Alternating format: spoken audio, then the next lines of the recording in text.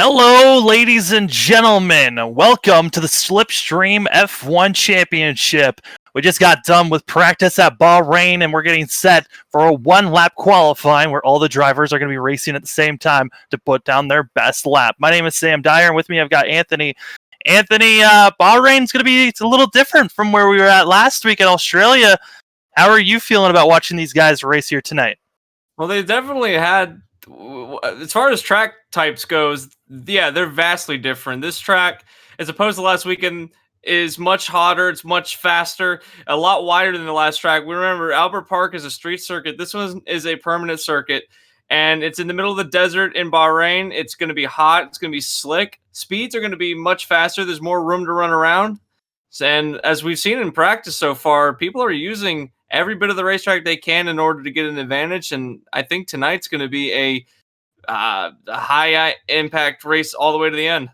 It really is. As you can tell, some of the drivers have different names than what they had last week. We'll be letting you know who is who. Now, the one driver that's all the way down in ninth, that was formerly known as Spain, now under Bronson Stafford. And Bronson was the most dominant car in the AlphaTauri machine last week. We're expecting practically the same thing here tonight, but he did not put down a practice lap, wrecked out on his first time out. So something to watch out, that this track is pretty tricky for some drivers and could be taking you out early. There's a lot of turns in this track that start out fast and then end slow. The turn that he spun around in is one of those turns where you go in with a full head of steam, and then you have to get on the throttle to go down what is considered the back straight here. Going down into the final turn, he kind of got onto the rumble strip a little bit and spun the car around and smacked into the wall. This track is going to have a lot of that happening throughout this race, specifically turns 1, 2, and 3. When you're down into that little section there's a little bump in turn 2 where the curbs jet out. It can catch a lot of drivers out because you get some unexpected wheel spin if you're not careful. Coupled with the high temps, we've been talking about it during all the practice, where tire temps are going to be really high for this race, and that could cause some other issues for these drivers regarding traction. So we have to keep an eye out for that this entire race. And right now, we're on board with Lucas, who is on the soft compounds and looking like he could be putting down our fastest lap of the day here during practice. But for the longest time, it was looking like the Ferraris were the two fastest up here, and then the Alfa Romeo of Trenton Jump, came up and decided, hey, I'm going to sneak into second. So these drivers, they're running quick, and they're going to be quick all race long. Is now Sector 2 purple for Lucas, who has purple Sector 1 and 2. We'll see if this Alfa Romeo will top the board, as it's been JD this whole entire practice so far. He's coming out of the final turn now onto the front straightaway. He's got a banger lap going on. He's going to hit the DRS.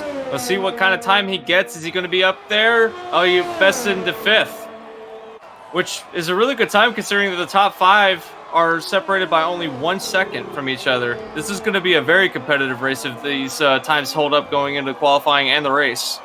Yeah, and I think that really shows on the speed that JD has in that third sector of the track. It's coming across the line. Evan actually is going to put down the fastest lap in the Racing Point machine. Wow, what a fast lap. He purpled every single sector on this racetrack. Huge leap over JD in the Ferrari. About a tenth faster, a 100th faster, or I'm sorry, that's a tenth. Yeah, about a tenth faster than JD was. So yeah, again, we see where these drivers are besting each other bit by bit, and it's going to be a really close race tonight. And there has been a change in drivers for the Red Bull machine. Melvin, that we saw last week, has been replaced by Spencer Hardman. Spencer Hardman now coming across the line on the medium compounds. We'll see how quick that he is across the line here, besting his time at all, and will not best his time for the Red Bull machine. Now going to be moving back up to JD, who is on another quick lap, trying to best Evans here, as these drivers are going to be doing their best so far to get the maximum amount of pace and really practice for the qualifying time. Like I said, it's going to be a one-lap quali, as JD gets a little loose out of that corner. Too much power exiting off that corner, probably scrubbing off this time. And we have to keep an eye on the battle between these teams also. We saw last week in Australia where the Ferraris were right nose to tail with each other pretty much the entire race. And there was a couple of instances between them. The racing points tonight, they're looking competitive with each other. They're going to be close to each other. So I don't know if you've noticed it or not, but we have to be on the lookout for it, considering that last week that the Ferraris were almost wrecked each other 3 or 4 different times, and especially I believe it was one of the Ferraris that got spun somewhere earlier on in the race. We have to keep an eye on how they fare in this race, as he does not best his last time across the line. Yeah, JD does not best it, and that was Breaky actually last week. Lap 1, corner number 1, that Ferrari machine got spun around, and right now on an out lap for that Ferrari machine, and he actually had to work his way up all the way back to 9th place. At one point, I believe he was up to 1st, but just because of pit road strategy, it gave Bronson Stafford the win last week, and a dominant win, I would say, until a safety car came out late that closed everyone else up. And you know, a safety car late can really affect these drivers, just because we have seen that penalties could be killer for these machines. Indeed, we saw a number of penalties handed out last race, including the leader, Stafford. He got a 5-second time penalty when he tried to come down pit road. He entered too quickly. They had to give him a 5-second time penalty. So after the safety car, he had to work his way back through, not only to keep the lead, but he had to pull a 5-second lead over second place in order to win.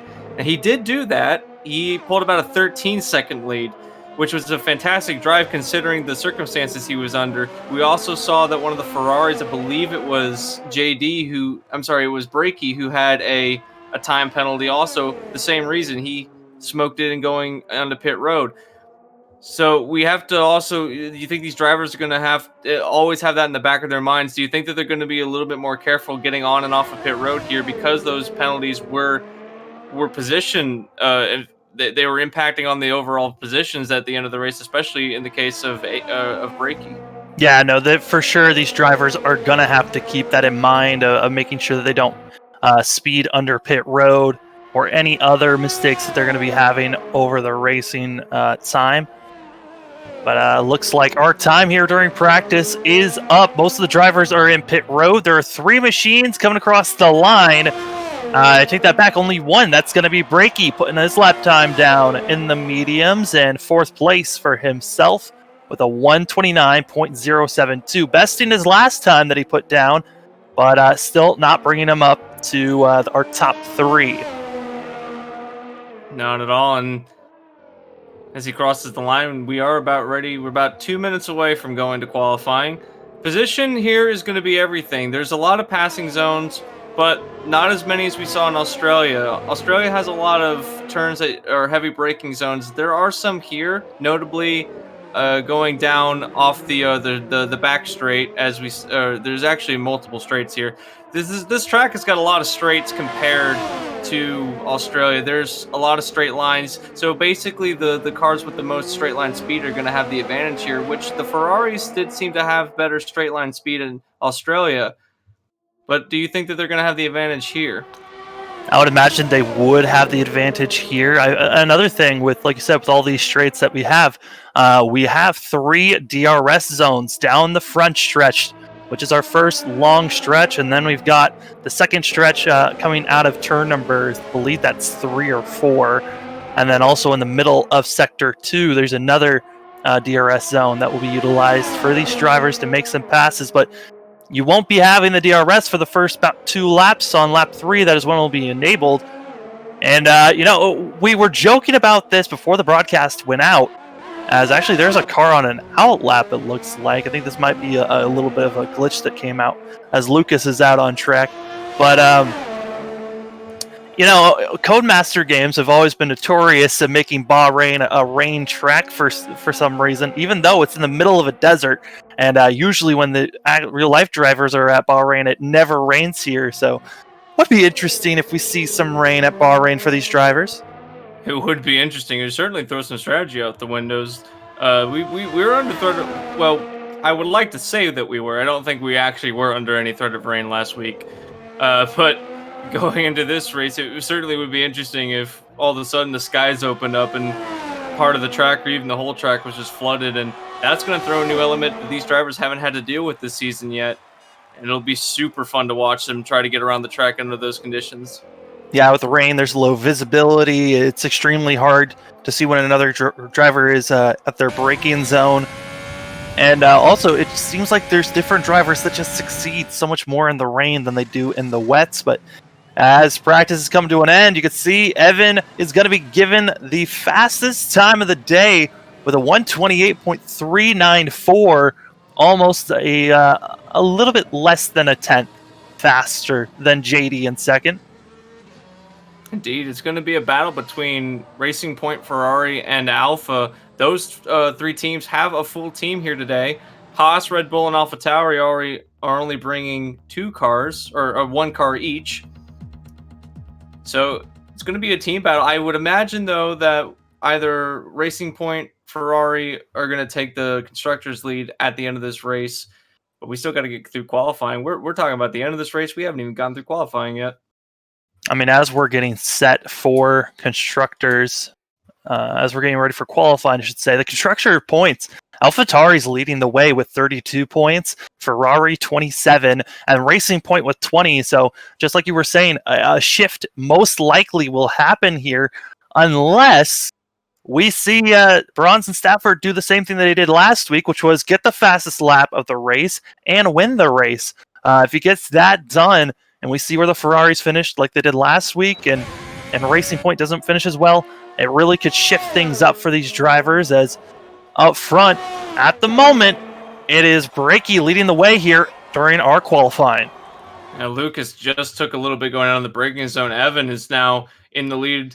They're shifting positions quite a bit throughout this first sector. They're coming up on the run down to turn 4. Looks like JD is holding a lead, and then Brakey right behind him. At the moment, it's a Ferrari front row. We have to see how they do throughout the rest of the lap.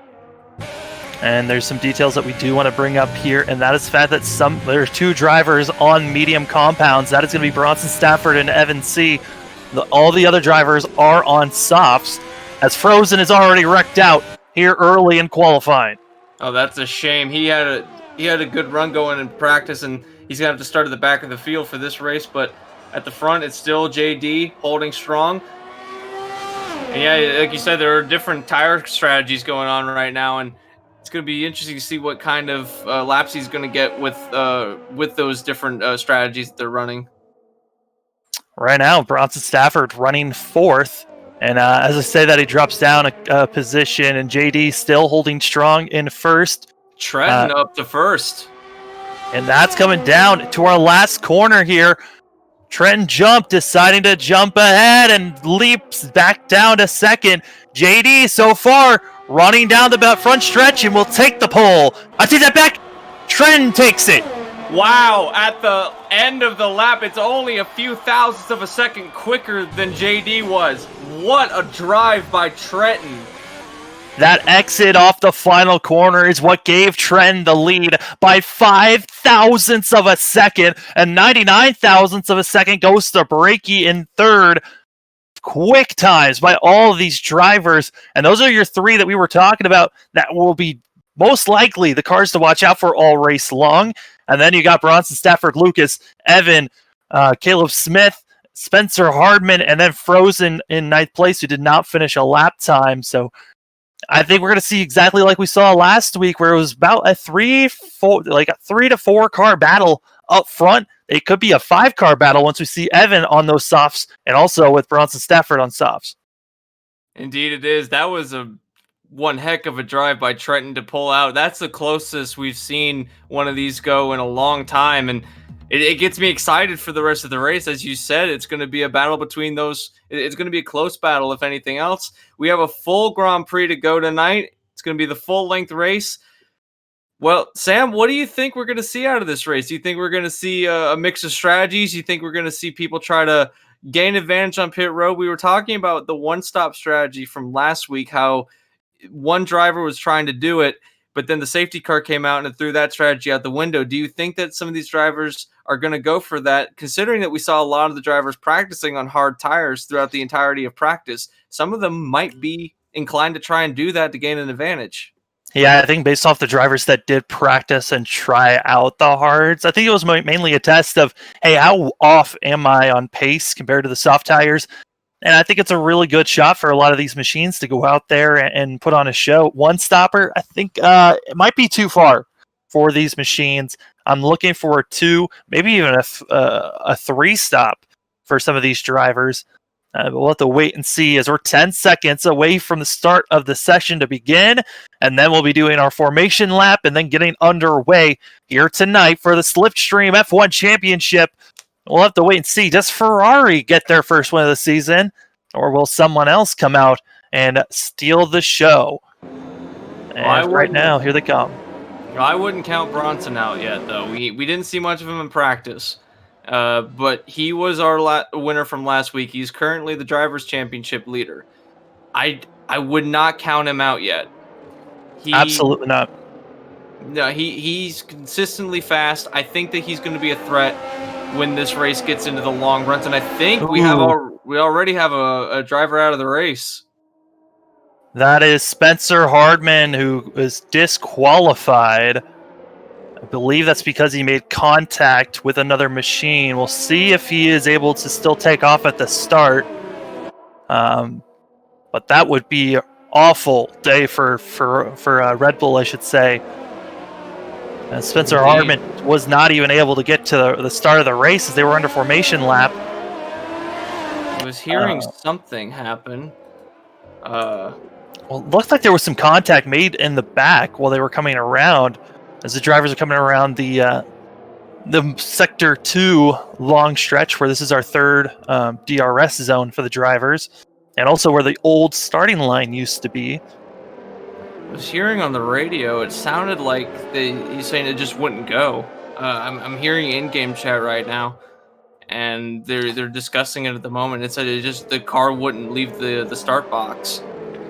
Yeah, if a machine will not take off and it's left staying, if your car comes to a dead stop in the middle of the track, you will get disqualified. So let's hope that it didn't actually take Spencer completely out of the race, that it only just disqualified him from the formation lap, but only time will tell as these drivers come around the last corner.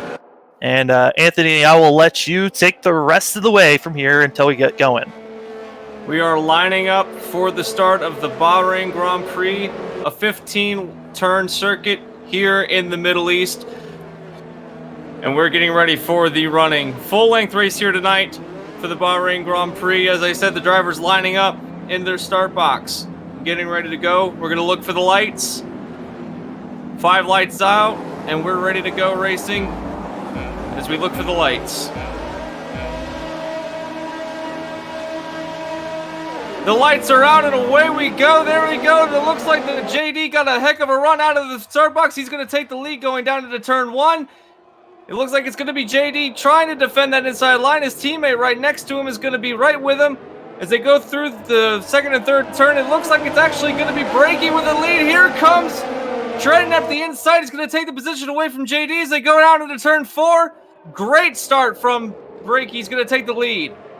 Brakey did a fantastic start, giving Trenton jump area as well as Lucas. The Alfa Romeo squad up to second and third, pushing JD all the way back to 4th place. Bronson Stafford in 5th, and Spencer Hardman, luckily, is still running here, just was disqualified from the formation lap. Yeah, he did get off the track. They were allowed him to go. He was starting at the back of the field anyway, so they allowed him to start the race. So it's good to see him into the race. As back here, we got a battle going on between the...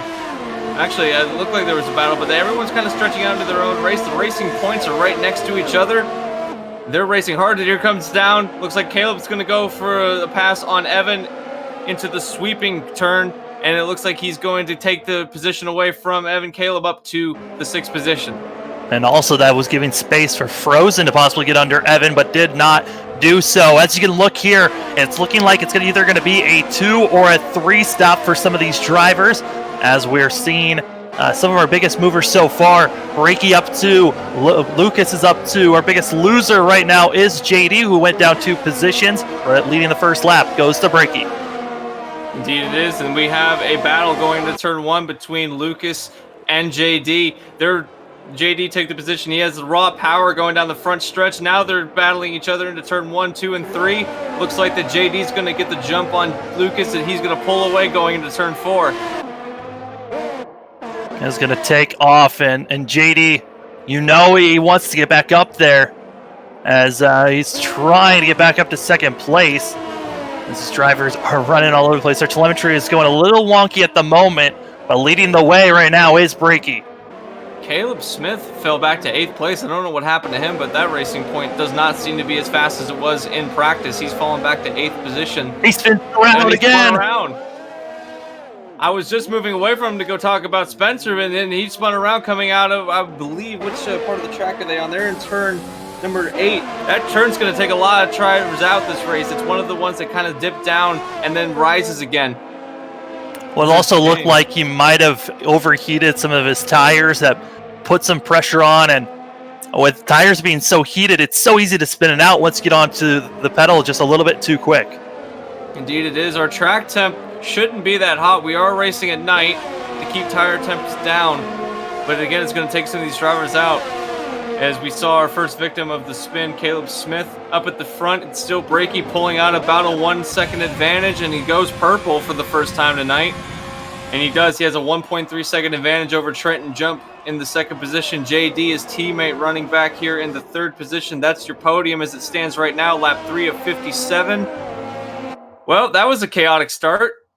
A little bit. It kind of shuffles all over the place. Brakey somehow getting up front, and we were notified before. I mean, Brakey's tendency is to go out quick, get a lead that he can really hold off everyone else, and hope that he has a big enough lead that when those tires drop off, no one else can gain up on him.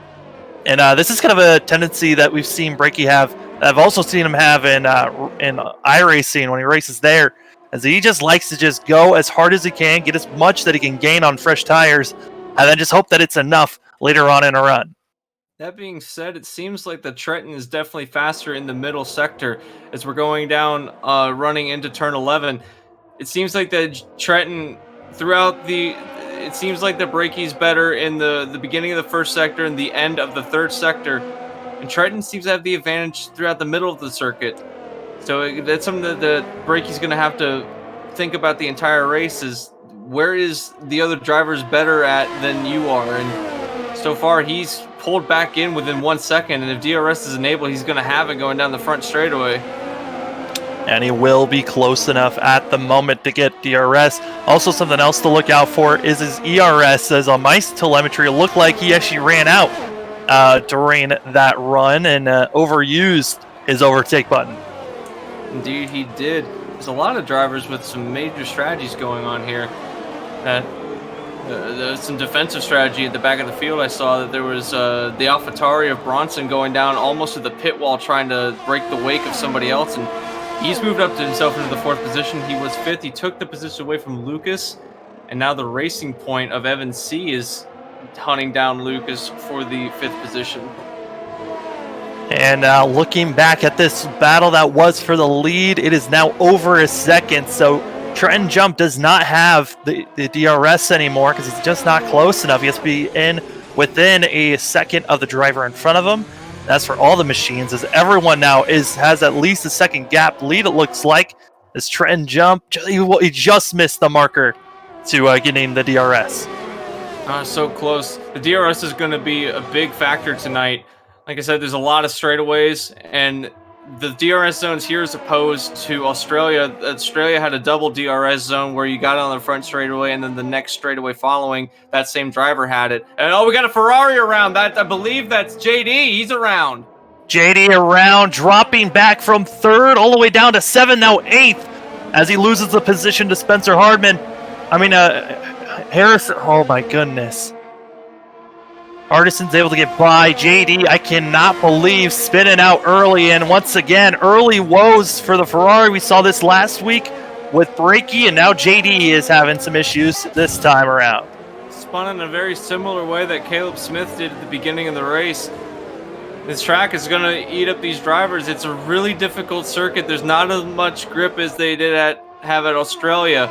So we're going to have to keep an eye on these drivers. It just proves that no matter what your skill level, this track will take advantage of you if you're not careful. We just saw that happen. But his teammate still leading the way. Brakey leading the way. He's still got the same gap that he had a few laps ago. Trenton really hasn't gone away from him, still within 1 second, but these two drivers have pulled out a much larger lead against Bronson, who has just moved into the third position. It's about 4.6 seconds back and closing, so we have to keep an eye on that AlphaTauri. Yeah, I mean, Bronson is closing mainly because he's on the medium compounds. These softs are about to drop off after this next lap, and then it will the advantage will be given to the medium drivers. As like you said, Bronson was gaining, and he just gained almost a half a second on our front two on that last going through sector number 1. So that AlphaTauri is going to be extremely quick and somebody to watch out for, as Spencer Hardison, is going to be dropping back as he was having an issue and being passed by the Racing Point machine. Yeah, Hardison, a lot of these drivers at the back of the field seem to have some issues going on. I don't know exactly what happened to him. I think he might have gotten loose and had a little bit of a understeer going in one of these turns. He is now back to the 9th position. Caleb, Smith, and JD are running nose to tail as they were. So far, we're settling into a run. We're only on lap 6 of 57. Get ready to settle in.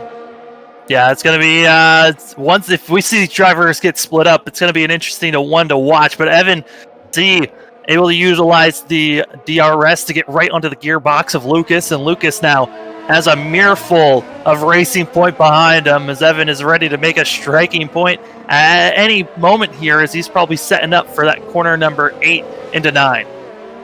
Indeed he is. He's going to come down. Going into 9 this is one of the hardest turns that they're going to have to make on the entire season.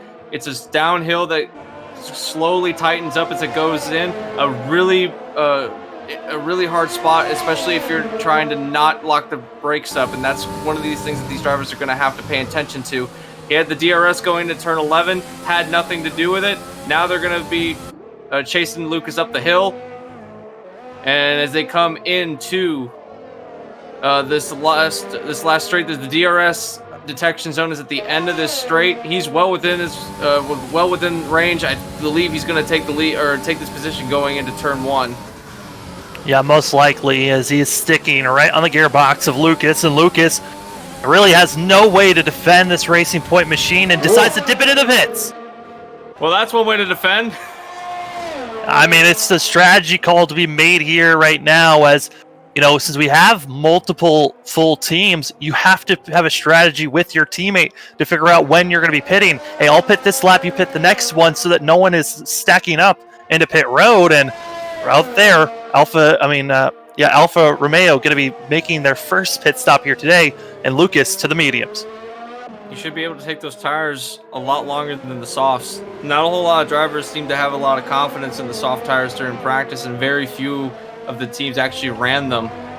Seems like the mediums are going to be the way to go for the rest of the race. I would expect him to make at least one more stop for another set of mediums. So we know what strategy that Lucas is on. He's back in the pack. He's way back, but don't expect him to stay back there for long. He is, after all, the first driver to make a pit stop under green. And you were talking about Bronson Stafford catching up to Trenton Jump, and he is continuing to do so. It is less than 4 seconds, less than 3.5 seconds at the moment, as he is closing quick on our top 2. And Trenton seems to have lost Brakey a little bit. He was within 1 second and now is not. Oh, we have a spinner. I think that's the Alpha of Lucas. He spun. Lucas spinning it around, coming through turn number 9, and issues for the machine that had just switched in pit for the mediums, losing even more time than he was before and deciding to leave the session. I think he lagged out. Possibly, as his computer continues to run here right now. So there is a chance for Lucas to get back into this race if he can log back in. But that is a rough call for Lucas right now, who just came to the pits running 9th at the moment. We have Lucas Bot running on the track now, so we'll keep an eye on Lucas Bot throughout the rest of this race. Not as cool as Lando Bot, but we'll. Lando Bot was awesome to watch. Yeah, Lando Bot was best bot. But now the battle between Brakey and Trenton, back to that, is actually closed up a bit. But look at the background. There's the Alpha of Bronson. He's steadily making his way up through the field. He's on a bit of a tear right now, and we were wondering what his pace was going to be like during practice, but we never really got to see it because he went out so early. And now we're seeing the Alpha stretch its legs a bit. He is running consistently the fastest laps on the racetrack right at the moment. And we should see him towards the front. I'd say he would get out here, and this is probably where we're going to be seeing him for most of this race.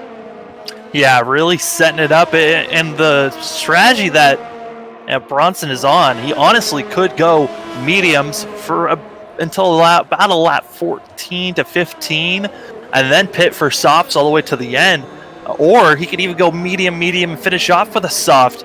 But it's looking like he will be setting up for a two-stopper to finish this race out, unless he could push those tires all the way out to lap about 26 to 28 possibly on mediums. But that is a hard toll that you are asking your tires to go for here at Bahrain. You know, this track eats tires. It's not an easy track for strategy, and I don't think that anyone's going to even attempt to. You would lose more time trying to stretch your tires out that far than if you were to just go and pit. And I think that's what some of these drivers are going to do is it worth the risk of staying out? Maybe I'll gain some extra time, or maybe I won't. If you're easy on your tires, then you might be able to do it. But as Frozen going off the track here slightly into the dirt pit, it's going to gift the position to JD, who JD is under fire as Frozen able to get back on track as the car spinning in the back. Actually, those up front. Trenton. Alpha's having even more issues with the Alfa Romeos as both drivers have spun out during this race, and this late into a run on these softs, you don't want to spin out as your tires are already so worn. Heating them up even more with a spin out is terrible. Indeed it is, and the good thing for him is at least he was close to the pit entrance, so if he wants to make a stop, he can. He's not. I don't know if I would agree with that, because we saw his teammate make an early pit stop when he had an issue. I would have expected to see him come in. Those tires have got to be on fire at the moment. And now that's going to keep our eyes here on Evan C. of Racing Point, who is going to be running down Trenton Jump, as Trenton now wearing those tires out even quicker than they were before, and Evan on the mediums has the slight advantage right now against those worn softs. We're seeing a lot of our front runners have issues, and I guess that's kind of to be expected. I mean, this track is very difficult, but it just seems so weird. It's like Trenton went out of Trenton spun, his teammate spun earlier, JD, Caleb. So this proves that no one's safe right now, as Brakey is still in the lead of the race. He's now got a 3.6 second lead over Bronson.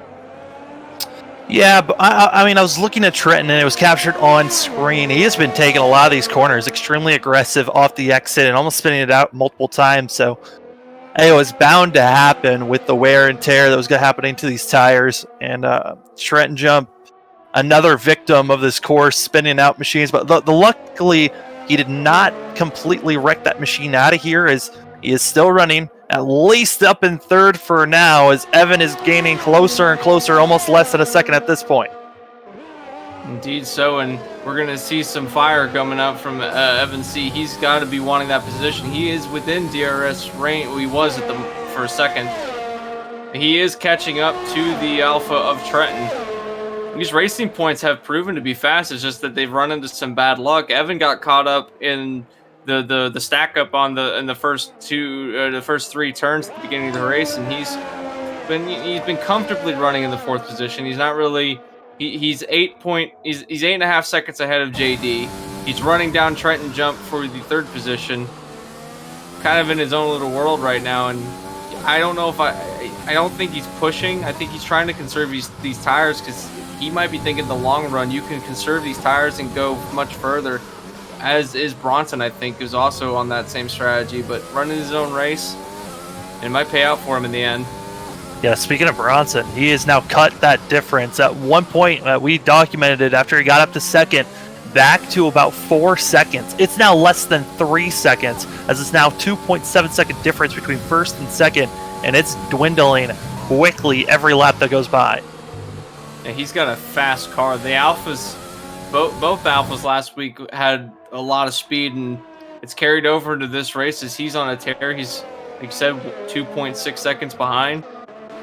I would assume him to catch up, maybe not right off. He's been eating away at it slowly. We should see a challenge for the lead at some point. Well, until we get he's there. Your point leader, so he's got to have some level of aggression. Yeah, for constructors, I mean, his teammate Hazardous, otherwise known as Shane, did not make it to today's race. And he's someone that would have helped a ton here with just getting points in general. If Bronson could somehow get the fastest race of the day and win the race, he would gain another 26 points, which would be massive for himself, as pit window has opened on our graphic here. And also a pass being made as Caleb Smith able to get by Frozen. Indeed he was, so move that racing point up to the 6th position. So there are some battles happening on the racetrack. Notably, both the racing points are a bit of a battle. We just saw Caleb Smith. Whoa, Trent Jump almost just lost it coming into turn number 7. And that Alfa Romeo is struggling right now. I saw a lot of hand motion on the steering wheel. He is not feeling happy with the car that is handling right now. He's all over the place. Those tires have got to be screaming. I would pit very soon if I was him. I don't think that he can stay out very much longer in these tires. I mean, it's been 2 laps since he spun out last time, and we thought maybe he should have gone in at that point, but decided to stay out until he got to this window being open. As you saw in the graphic, the window will be open from a lap. The best time to pit for these drivers that are on softs is between lap 11 and 14.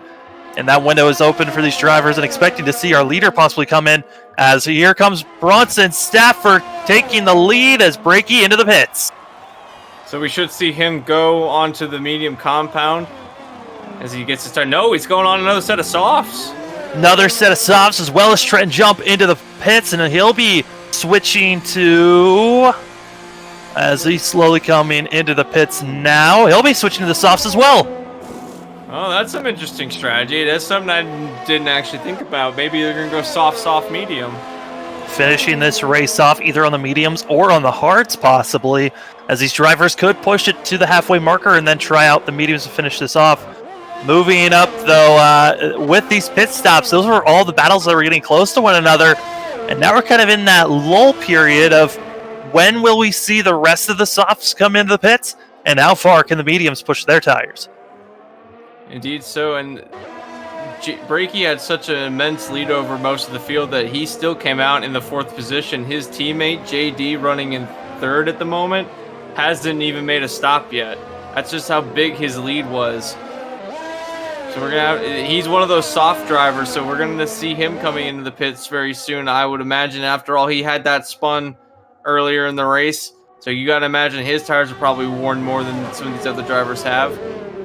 And that, what does that say for some of these medium drivers? Are they gonna go medium soft towards the end of the race? Because now Bronson Stanford has got an 11.5 second lead over Evan, and they're both medium set drivers. When do they pit? Do you think they can go to halfway and then soft to the end, or even a single set of softs?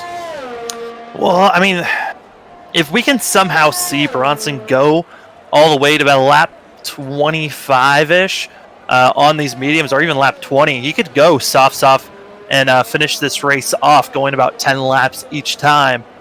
But man, it's going to be close for these drivers, as Brakey making the pass on his teammate of JD, who JD easily gifts that position to his teammate. A little bit more of teamwork compared to what we were seeing last week between those two drivers. Yeah, indeed. I think it was JD who actually got a position away from Brakey and actually bended out of the chicane and at Australia going into Ascari, and we were all kind of on the edge of our seats going, what just happened? And he still was able to finish in the 3rd place, mind you, because of Brakey's time penalty, but just shows that, you know, I would imagine that Ferrari talked to these drivers, was like, you might not want to race that hard. It's early in the season. We got to win a constructors championship. Also, other passes that went on, Trenton Jump was able to get by Frozen there.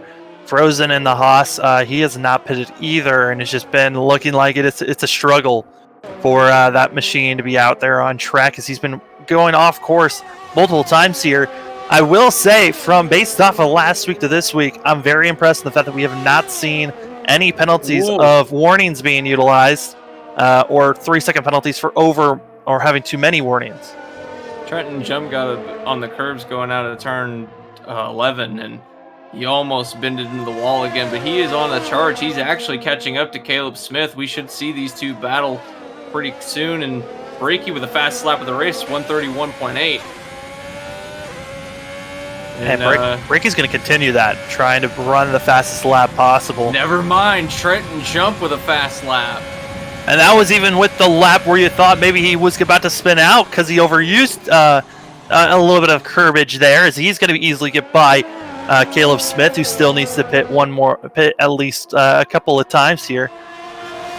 As right now, Trenton Jump and Brakey on the softer compounds are just trying to pull away at this point. Indeed, so Brakey within 7 seconds of Evans. So when the cycle of pit stops comes back around for the two drivers at the front of the field, it's going to cycle back around to Brakey possibly being the lead, although I would assume Bronson would have pulled at least a little bit of advantage. He's been running some really fast laps, even on the mediums. It could still be Bronson if he pulls out enough lead. He's got a 13-second lead over Evan now. And if we look at the overall interval between the leader, Brakey is 19 seconds, or almost 20 seconds behind the leader. A long way to go. Do you think Brakey or Bronson could get down pit road and out in 20 seconds? I believe the difference for coming into the pits and getting back out is around 27 seconds, maybe 23 seconds. So I think at this point, if Bronson comes in, he'll be about 4 seconds back from Brakey. But it makes sense, as JD now pulling in the pits in that Ferrari machine. As Trent puts down another fastest lap of the day. But Bronson, even if he stays out there for another 3 or 4 laps, which I don't think he will. I think he's going to stay out even longer than that, which will give him a lot more to work with if he switches to the soft compounds than this thing off. As Caleb Smith back into the pits as well. We just saw an interesting strategy. The Ferraris aren't doing the same strategy, as JD went on to a set of mediums, and Caleb Smith in the Racing Point went on to another set of softs. So an interesting strategy between the two Ferraris. They're not on the same tire strategy. Update on cars that are running in the back. Lucas Bott is almost a lap down if we continue on the way that we're going, as he'll most likely go a lap down here in the next 2 to 3 laps, but Lucas Bott is trying his best at the moment. Indeed, he's a brisk 1 minute 3 seconds behind Caleb Smith. It's rough out there sometimes being a bot. Yeah, couldn't be as cool as Lando Bot, but he's trying his best. And maybe we should talk to the admins about boosting up the bots' difficulty so that at least they stay competitive-ish if you accidentally lag out. But for everyone else that's out here, the gaps between each other are massive at the moment. The cars that I'm surprised are still out. Frozen as well as Spencer are both still out there on track. I don't know how. Well, Frozen just went off track. He was coming out of turn 14, and he went so wide he was in another zip code. He's coming back onto the front straightaway. I would hope that Haas car comes down. Here he comes. Yeah, I was assuming he was going to do that. Oh, he smoked it into pit road. That was really fast. And here goes Spencer as well. So everyone that was on the softs at the start of the race have come into the pits. Now it's looking at Bronson and Evan. How long can they stay out on those mediums? And honestly, I'm surprised to say this, but Bronson's been doing a pretty good job holding off, as well as Evans off Brakey, who I thought he would have caught both those drivers by at least now, just because of how much quicker he's been on those soft tires. The mediums definitely seem to have the they're supposed to have the longevity. but it also seems like they're able to keep speed even though that they're the harder compound. Especially once you get into the lead, you have fresh air. You don't have to worry about anybody pushing you. You don't have to worry about having to push to keep up with somebody. So they're able to run their race. And I'm looking at his tire telemetry right now, and the tire heat's actually not bad. They're actually running a little cold. So that's something that I certainly never expected, that he would have problems getting heat into the tires, because I was just looking at his right rear is 88C, which is freezing when you're talking about these drivers or these tires. Yeah, we're used to seeing them a lot hotter than that, but yeah, that is very odd to see from these drivers. But the Codemasters came in with a patch here. I believe it was today or yesterday to help with some of our spectating and for the drivers, as it's been helpful with Codemasters helping patch this game up, so it's better quality for us. I'm just going back through these drivers. I'm looking at their tire temps right now, and Brakey with his soft tires, the average temp is anywhere between 100 and 95. And if we go up to Evan, which is running mediums, he's in the same boat as Bronson is. The highest he's running at the moment is 92, which is, again, a freezing tire temp when you consider. So that might be a reason why these drivers are able to stay out for so much longer, is because their tires are just not overheating as much. They're not wearing as quickly. Now he's got to deal with Lucas Spot. Oh, he gets into Lucas Spot! Oh no, that is horrific to see, as Lucas Bot is not invisible, is still a moving body, and that contact is going to hurt terribly for that Racing Point machine, who is losing a winglet on the right side, and you're going to have to come into the pits after that contact. Well, there's your pit strategy. He's going to have to pit now, as he does come into pit road. Now, the thankful thing was he was right at the end of the lap, so you can come in. That's got to be heartbreaking, though. I don't think he quite realized that it was still a solid entity, and he just ran into him. I mean, he lost over 12, maybe even more than that, seconds to second and third place of now Brakey and Trenton Jump. So an awful scenario to happen as he's switching to the hard compounds, trying to make this into a one-stop race for the Racing Point machine of Evan C. Now, Bronson, I am noticing, is only 18 seconds ahead of Brakey as we're talking about that. So if he comes down pit road, he's going to be a long way behind Brakey when he comes out. Now, he's going to make it past lap 20. Do you think he's trying to stretch these mediums to do a two-stop? I can't really tell what the tire wear level is, but I can see the tire temps. And because he's been able to keep the tire temps low, you'd assume that the wear on them would also be low. He might be able to stretch this and do a one-stop. Yeah, I would imagine that is his goal, to turn another one-stop here, and hoping that we don't see a safety car. Because if a safety car comes out, that's going to change everyone's mentality on how they're going to be running the rest of this race. But I would imagine that right now, Bronson's probably looking to push this to about, like I said, around lap 25 to 27, between there, if possible, with these mediums, and then switch to the harder compounds to finish off this race. That is true. He's gonna have to make another. I never thought about that. You have to make a tire compound change. I don't know if you do hards though. I honestly don't know if you do hards. I mean, at this point, I mean, it really doesn't matter which compound he switches to. I mean, if he can push this, so we've only seen the softs go for about 13 laps, 14 laps. But, I mean, after about 11, they were shot. There was nothing left in those soft compounds. So you're asking a lot on these mediums to get to the point where you can pit for about 14 laps left in this race. And I just don't see how you can get that far. And because he's been out there for so long on these mediums, he's losing time. So one stop is the only strategy that Bronson has to win this race. Exactly. I don't know. Yeah, it's is it worth staying out that long? If these other drivers are two-stopping and you're trying a one-stop strategy, then you're effectively throwing 27 seconds that you spend on pit road out the window. So you do have a bit of time to play with. You know for a fact you need to stop once.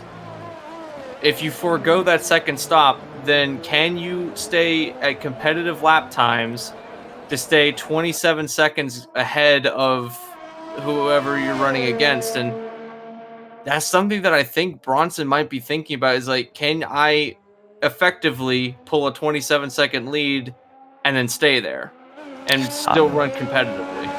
I would have to say I would believe he can. I mean, he's only in the last 5 to 6 laps.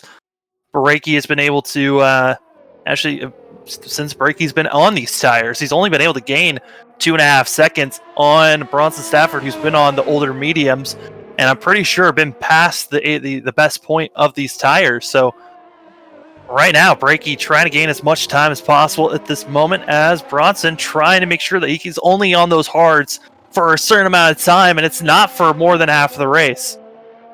Indeed, so those hard tires are going to be much slower than these mediums too. We did see that the lap times were almost a second slower per lap on the hard tires, but I see what he's doing. If he is going to go to the hard tires, he's doing it at a perfect time when the car is the lightest, it's got less fuel in it, and those tires won't have to be struggling as much to get the car to turn into the corners.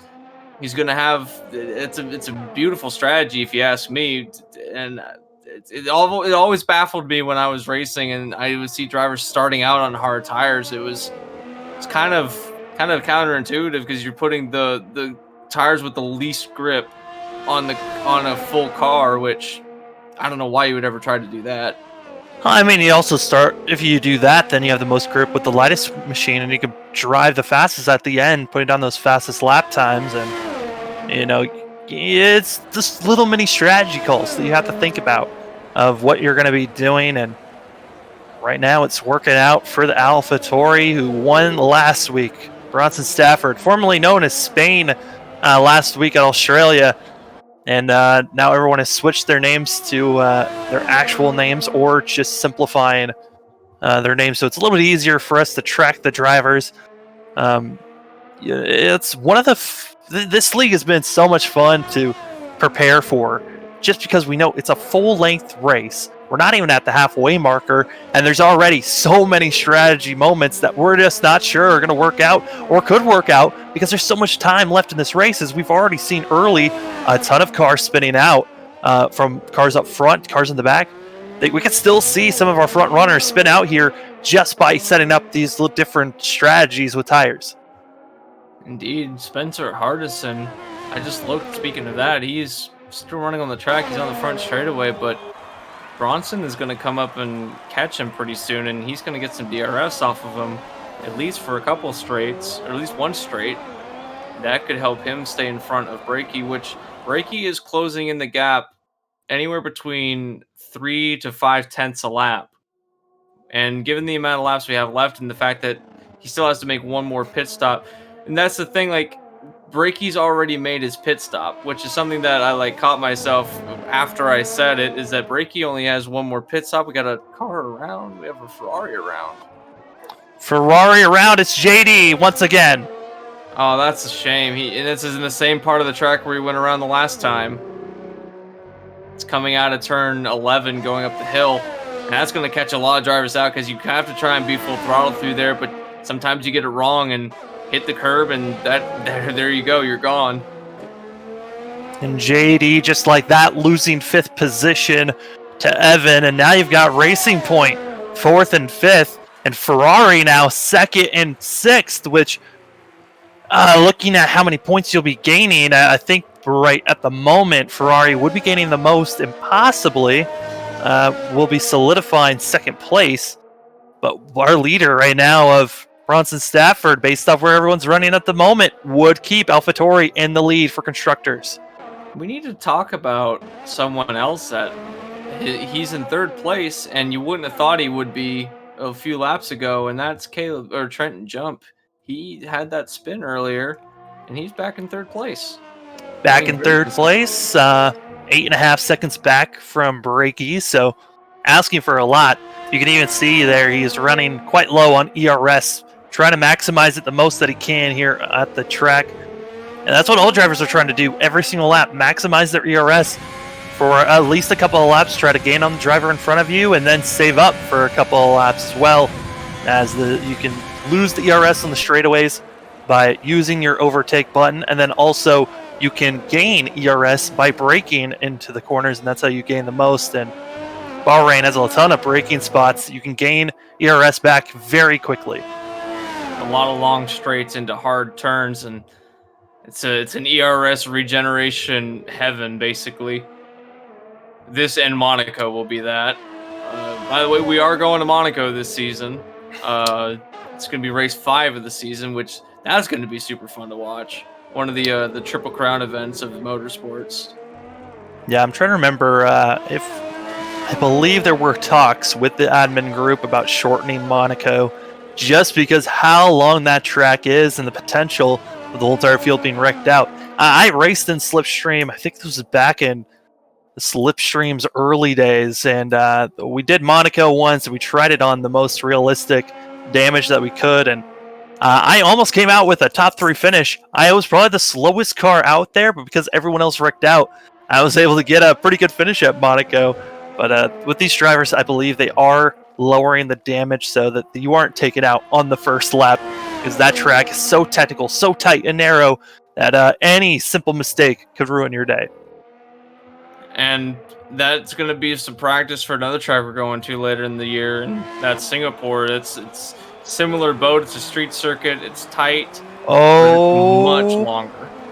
Bronson Stafford pits here on lap 25 and decides he's going to turn this into a 2-stopper, as he's now onto the soft compounds with a 5, almost a 6-second gap between first and second.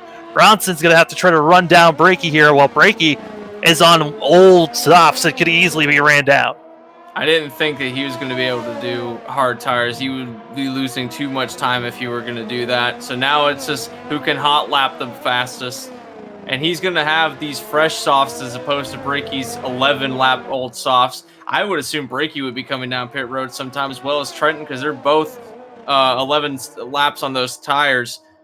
They could be coming down for a stop, and they would probably be switching to the mediums to try to go to the end of the race on those tires, while Bronson would have to stop again. So we're getting into the pit stop strategy portion of this race, and it's getting exciting. And Frozen's just got a 3-second penalty for too many warnings. It looks like he overtook the track limits too many times, and Bronson puts down a purple sector in sector 2.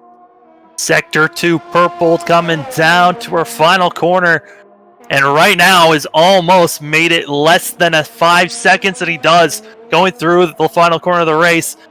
And the blistering time is caution to the back. That looks like that's Frozen that spun out, and it is. He's in the gravel. No, that's a shame. He was running. I mean, he was running well, and then again he got caught out in one of those harder turns, and Bahrain claims another victim tonight. It's one of those things where a driver, you make one mistake, you get a penalty, you start over driving and overcompensating to try to keep at least the gap that you have, and could cost you greatly. As up front, Bronson has sector 1 again, and has cranked it himself below even 4 seconds, almost at 3.5 seconds in a lap and a half. I would, if I were Brakey, I would pit very soon. I mean, he kind of has to. Paying out. But here's the thing, even if he switches the mediums now, I mean, that's not even as far as Bronson took his tires, so you still need to be out there on those softs for another lap or 2 before you can even think about switching to the mediums. If not, he's going to have to switch to the hards. We're running into that weird area where damned if you do, damned if you don't. You're going to have to figure out where you're going to do it at. But Purple sector 2 again. And Bronson is on a tear. He's pulling in. He's going to be within 2 seconds by the end of the next lap for sure. He's got to make a stop at some point, and I think he's going to come down this lap. Here he comes. Brakey into the pits. We'll see what tires he switches to, as Bronson Stafford, 130.305, fastest lap of the race, and Softs I'm not again. surprised. Softs again for Brakey. That means he has to pit one. He didn't start on the mediums. He's just been on softs this whole entire time. As the car spins in the back again, that's actually going to be a racing point. It's Evan C. Oh, no. And he disconnects. Oh, no. As we're going to have another bot out here. 2 drivers that have disconnected from this race. As now we got Evan Seabot as well as Lucas Bot now on track. As also we have the other racing point of Caleb Smith in the pits. We'll see which tires he switches to here. As Bronson Stafford is already up to a 21.3 second gap between himself and Brakey. It has gained massively as Caleb is actually going to be switching to the softs as well. I didn't see where Evan went out. I didn't see where Evan went out of the session. I think he's still in the session. He's running the same lap speeds. Maybe I missaw something. I thought maybe he got a penalty of sorts. Because I thought it said that he disconnected. Maybe I was wrong in that. I don't know. Maybe he did. But I want to say something that I didn't realize. He's been on hards this whole time. Yeah, he switched to hards early when Bronson was thinking about when we were talking about him possibly coming in. As Bronson puts down another fast lap, as 7 laps ago, putting on the hard or compounds. Caleb staying on the softs, and a lot of these drivers staying on. I cannot believe that Brakey and Trenton are still on softs.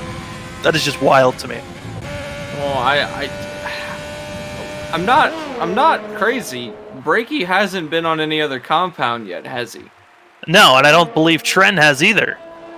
So what could they be trying? Are they going to go to the very end of the race, come down, get compound? At this point, they're still going to have to pit one more time. So they're just going to switch to the mediums and do 14 laps on mediums. But, Bronson can go until he needs his next pit stop is going to be softs. Everyone knows that's going to be the next case because he's already been on the mediums for the first half of this race. So it's so different from what I was expecting to see. And I think the strategy calls for these drivers, they were not expecting Bronson to do a medium for as long as he did and then finish this race out on the softs. Indeed. 13 laps on medium. I would almost assume that they would have gone with the mediums then and just went to the end on it. And I would have thought that it might have been a glitch, that maybe they wanted to go to mediums, but they ended up with softs anyway. But 2 drivers ended up with softs. And I don't think I agree with this call, because if you're 21 seconds behind Bronson at this point and you're going to be on the same compound for the end of the race, then you're going to stay 20 seconds behind. And unless Bronson is going to try and stretch these softs to the end, which I don't think that's viable, we have a long way to go still. We're only at lap 29 of 57. But interesting pit calls coming out, and Trenton just put down a fastest lap. Holy crud. And down to a 129.9 for the Alfa Romeo. And I will say Trenton, he purpled Sector 2. I thought maybe he had a chance to beat it out and beats out Bronson Stafford's time. But here's the thing, that's only by about 0.2 between each other's best times. And Bronson has been holding and lingering at that 21-second gap between himself and Brakey, and both drivers need to pit at least one more time to finish out this race. And I think Bronson did it again. He snuck it under our nose like another car spinning around, and that's going to be Spencer in the Red Bull machine, and looks like losing some winglet damage on the right side. It's unfortunate for him, and we've seen this area of the track catch a lot of drivers out in this race, and it catches another victim in Spencer Hardison. That Red Bull machine has not been very fast tonight, and more problems for the Red Bull team. More struggles, and he'll have to pit it in and get a new wing for sure for that Red Bull machine, as we'll be moving back up to looking at some other cars that are putting down some pretty nice laps. Caleb Smith with the soft compounds trying to run down JD, and that is about a 10, almost 11-second gap between those two drivers. It's a massive gap all around the track, really, as the closest battle on track is within 8 seconds of one another, and that's our battle for second and third between Brakey and Trenton Jump. Yeah, these drivers have spread out quite a bit as the runs have gone on, and everyone kind of running their own race again. And it's a contrast from last week, where we did have the virtual safety car, and then we had the actual safety car come out and it bunched everybody back up. But there were still battles happening throughout the racetrack last week, and now, because the track is a lot bigger than Albert Park was. We're a lot wider, and it's easy to get away from each other. Everyone's just kind of settling into their own race, and it's peaceful at the moment. I wouldn't expect it to be this peaceful towards the end of the race. Yeah, as we're past the halfway marker, I mean, let's talk about the drivers. And I know there was a slight change between last week and this week between the drivers' names. We've already documented that last week's winner, Spain, has now changed his gamer tag to Bronson Stafford in the AlphaTauri. And then also, second place finisher, Trunks, has now been moved. His name is now Evan C. Just a little bit easier for us to know the names. And also, if drivers want to recommend or refer to another driver, they're most likely going to refer to their actual names and not their gamer tags being used. Indeed, so it helps with keeping score. It helps with broadcast, and this looks a little bit more professional. A little bit. I mean, it's one of those things where we try to be as professional as we are, and with these long races, it's a lot easier to, say an actual person's name instead of saying a whole country. It's weird last week saying Spain all the time. And I rewatched the broadcast. It was hilarious to hear us whenever we did say, "Here comes Spain." It was like, wow, Spain coming from where? Here comes the entire country to the lead. The whole entire country working as a whole, coming to win this race together. These racing points have been holding down 5th and 6th pretty well. Evan, the only driver who's, again, we mentioned it earlier, is the only driver who's opted for the hard compounds, which is an interesting call to me. He's not really gained any time. We have another yellow. That's Frozen again. He spun in the exact same part of the track that Spencer did. And there goes, I believe that's Breaky that got by Frozen. And Frozen actually was gaining on Evan. And just slightly was gaining on the Racing Point machine, but then after that spin, losing even more time here. Luckily did not hit the wall for that Haas machine, but still a spin will affect those tires dramatically, as Spencer did come into the pits at last lap with new tires, as well as Lucas came into the pits 2 laps ago to get new softs. Indeed so. Caleb Smith is closing the gap on JD. Slowly but surely. I mean, at one point, I think when we first documented it, when Caleb came into the pits, it was about 11 seconds. So I think JD might be losing a bit of time here on those against the softs. But also, we've also documented that JD's spun out a couple of times this race, losing time a lot over the stage of this race. He's on 15-lap-old mediums, and Caleb is on 4-lap-old softs. I'm wagering to bet there's a speed advantage somewhere. I would say so. I think there's a little bit of grip to be utilized on those softs. As the yellow Ferrari off. That's JD. Oh, that's JD. Speaking of, well, that gap we were talking about, completely gone. Somehow that wing is still there for the Ferrari. I don't know how. And Caleb Smith, who we were talking about, hey, slowly gaining and surely would probably catch the Ferrari, now completely confirms that pass. Now with himself over a 6.5 gap lead on the Ferrari machine. That's incredible. We were just talking about, that's coming out of turn 3. That's one of the other trouble spots on this track. There's a lot of rises and dips in this track. And again, catches one of these drivers out, and a little lapse in concentration, and that's all it takes here. Elevation change dramatically changes the grip on these cars, and when you're trying to get on the gas or get on the brake. And as you saw there, JD having issues, but luckily did not wreck out. As I thought for sure that he would have lost the wing where he wrecked and how close he was to the tire barrier. Indeed so, and it looked like like you said, it looked like he would have had his entire front end taken off, but still running on the track, and Caleb blocks it up going into turn 15.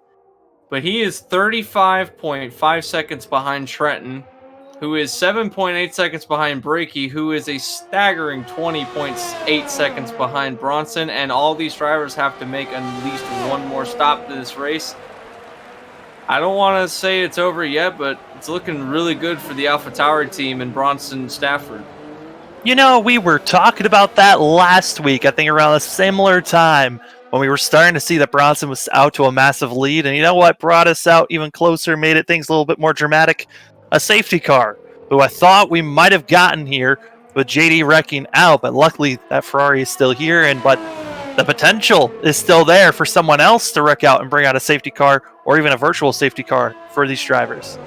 Indeed, we've had a lot of incidences where it could have brought one out, but another thing that this track is that Albert Park isn't, that's wide. There's a lot of places that these drivers can go off track and stop and not be anywhere close to the racing surface. Where Bronson is right now through the S's is a good example. You can go off track and be in another zip code from the actual racing surface, and that's again in contrast to Albert Park, where the walls are right up against the racing surface in some areas. This track is a lot more forgiving when it comes to areas that you can actually run off of. Also, there's more places to run off. So if you go wide, you're not in grass and you can pull it back onto the racetrack. So I don't think, with the amount of cars we've had off so far, we haven't seen one yet. The likelihood of one coming out is little to none, as we have Frozen spinning around again, going down into turn 8. That's turn 7, I believe. That's turn 8. My bad. That's turn 8. Able to get that Haas machine back and running, but I think these drivers are struggling right now. We've seen it. I think the only cars, I'm knocking on wood, the only cars that we haven't seen have trouble yet has to be Bronson and Brakey, as both those machines have been having solid days, but it's been pitch strategy-wise that has given Bronson such a massive advantage. Indeed, he's worked the pit strategy perfectly, and he has a 20.9 second, almost a 21 second lead to show for it, as we have another yellow out. Frozen is spun it around again. Yeah, just captured that on screen, got onto the rumble strips just a little bit too much, and around he went. Still is running out there, but really bad contact. Right winglet is heavily damaged. And he's going to have to come down pit road for that. He can't, there's no way possible he's going to be able to stay out on track for that long with that much wing damage. Here he comes down pit road, which will be gifting Spencer Hardison the lead in that Red Bull machine, who's had his woes all day long, but right now running 7th. It's a good showing so far. He's, like you said, he's had his problems, but still running 7th. Lucas Bott, I'm just going to give an update on Lucas Bott, running 1 minute 32 seconds behind Frozen. So he's a full lap down on most of the leaders, almost 2 laps down sometimes. So it's a little unfortunate that Lucas did disconnect from the session, but his bot's still soldiering on. He'll still get points, as little as they are. He'll still get them, but still going. Still chugging along. I will say, though, at one point, it looked like Brakey was slowly gaining on Bronson Stafford. It was less than 21 seconds at one moment, but Brakey has been slowly losing time to the AlphaTauri. And, Brakey has tried so hard to try to keep up with AlphaTauri, but just not enough at the moment. No, not at all. And he's still running solid, though. He's keeping second place at a consistent advantage over Trenton. So if they keep running this way, then he's going to have a podium. But again, this track has been so unpredictable. Sometimes drivers will spin around and you think that they're fine, and all of a sudden they're in the wall. So can't really make any bold calls yet. Although if I was going to make a bold call, I can see on the camera where these drivers are in relation to each other, and the lead is massive. It's quite large. I mean, you can look at the mini-map. Coming in the middle of Sector 2 through the DRS zone, that little arrow is who we're on right now, and that's Brakey. Now we're going to be moving up to Bronson Stafford, who's at the number 3 of Sector 3, and that is a massive, almost a full sector gap between both drivers. Yeah, literally almost full sector. In fact, Brakey is just now getting to Sector 3, and Bronson is just now crossing the finish line. So it is almost a full sector lead for the AlphaTauri. So everything's kind of settled into a little bit of a lull. Trenton is catching Breaky a little bit. Yeah, like I said, I think Bricky might have had an issue or something where he's been a little bit off sequence, maybe off rhythm, because he's been losing time to the Alfa Romeo. And I will say this: we said this at the top of the broadcast. Breaky loves to utilize the grip early in a run with his tires, and then they just drop off hard at the end. That might be exactly what we're seeing right now, where he's past that marker of the tires running well, which was about 2 laps ago, and now it's just dropping off so quick for that Ferrari. These tires don't, especially the softs, don't have a very long lifespan to begin with, and then when you use them all up in the first 2 to 3 laps, it's a struggle for the rest of the run on these tires. And pit window should be opening for him very soon, thankfully. And we got 20 laps to go when Bronson gets to the line, and we have an AlphaTauri or not an AlphaTauri. We have a Racing Point. Going to be switching to the mediums, and I think that's what the strategy we're going to be seeing from some of these drivers is switch to the mediums now, try to possibly gain time on the softs that are going to be out there for a bit, and hope that you have enough time to gain a big enough lead on the rest of the drivers that might be switching to a softs later on. As most of these drivers that are on softs, their goal right in front of Bronson. That's one way of scaring the leader, as that will probably be a talking point for if Bronson finishes in our top 3, as that was very nerve-wracking for our leader in that moment, having to try to get by Caleb Smith, excuse me. Wow, that was an unsafe. He was past the white line, so he could come back onto the racing service, but should have known that the leader was charging at full tilt. That could have easily taken out both of them if they didn't stop in time. And I have a feeling that there's going to be some talk between the two teams later on. Here's the wildest thing, though, from that little incident. It actually did not lose Bronson any time on second place of Breaky. Breaky did not gain a single tenth, really, on AlphaTauri after that little scare that we saw on the broadcast there. He is losing an immense amount of time, and something that's also apparent is Trenton is also losing a lot of time to these drivers, or to the leader. They're staying consistent with how far they're running in comparison to each other, and that means that they're not gaining on Bronson, neither Trenton or Breaky, really. Bronson's just got a fast car. Yeah, we didn't get to see much of it during practice, but we sure have seen it here during the race, as the AlphaTauri's just been dominant ever since he grabbed the lead and the first set of pit stops went underway. Bronson Stafford has not looked back, and this is complete shades of what we saw last week at Australia. And we might be seeing this all season long by this team of, don't qualify on top of the board, doesn't have qualifying pace, but certainly has that quick race pace that will bring him to seconds, to multiple, almost 20 to 30 second gaps on the rest of the field, and it's insane to see. He's definitely figured out this track. We said it all night, it's a hard track to figure out, but he definitely has figured it out. And he was always saying how this wasn't one of his best tracks, and he really didn't like this track. And I don't think that he was really telling the truth. He might have been, but he certainly hasn't shown it tonight. He's 22 seconds ahead of Breaky at the moment, running in a world all of his own. If this isn't one of his best tracks, then he's certainly not showing it tonight. Certainly showing top of the class at the moment, that's for sure. As these drivers are coming across the line here. Now 18 laps to go for Bronson Stafford and the rest of the drivers out here. Now Bronson's been out here for 14 laps on this sets of tires. Breaky could hypothetically switch to the mediums now and try to gain time on the mediums.